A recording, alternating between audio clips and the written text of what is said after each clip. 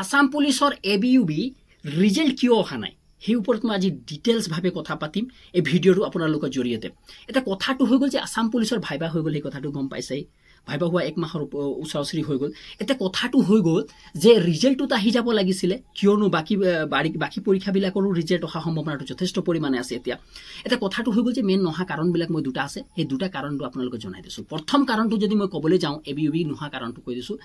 এক নম্বৰ কাৰণটো হৈছে প্ৰথম কথাটো এটা 10 আপোনালোকে গম পাইছে 8 से 10 অক্টোবৰ তাৰিখে অসমত বৃহত্তম নিযুক্তি হ'ব একে লগতে মানে প্ৰত্যেকটো ডিপাৰ্টমেন্টৰ এক লগতে কি হ'ব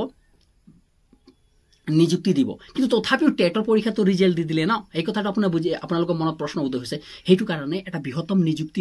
হ'বলে আছে সেই কাৰণে বাকি যিমান পোষ্ট বিলাক আছে সব প্ৰত্যেকটো পোষ্ট ভেৰিফাই হৈ আছে আৰু একে লগতে ৰিজাল্ট দিব প্ৰথম কাৰণ হ'ব পাৰে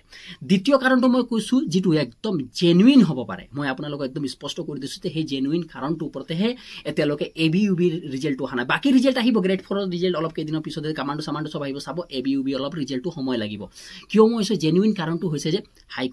ABUB ওপৰত এটা হাইকোৰ্ট হৈ আছে এই কথাটো আপোনালোকে জানে বৰ্তমান কেছটো উঠোৱা হোৱা নাই বহুত যদি শুনানি আছে এই কথাটো জানে দ্বিতীয় শুনানি হৈ গল এটা কথা হৈ গল এটা শুনানিত আপোনালোকে ফিক্স হৈ যাব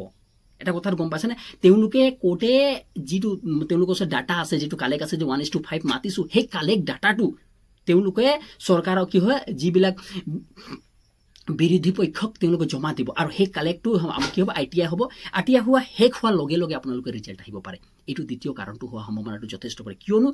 এইটো এটা প্ৰসেছ হয় যদি চৰকাৰে এই কথাটো প্ৰমাণ কৰি দিয়ে মানে যে প্ৰমাণ কৰি দিয়ে যে 1:5 আহিছে আমাৰ 1:5 মাতিছিলো সেই কাৰণে আমি আৰু দিব যদি প্ৰমাণ কৰি দিয়ে তেনেহলে কথা খতম তাৰ পৰা আৰু সেকেন্ড ক্যাটাগৰী নাই কিন্তু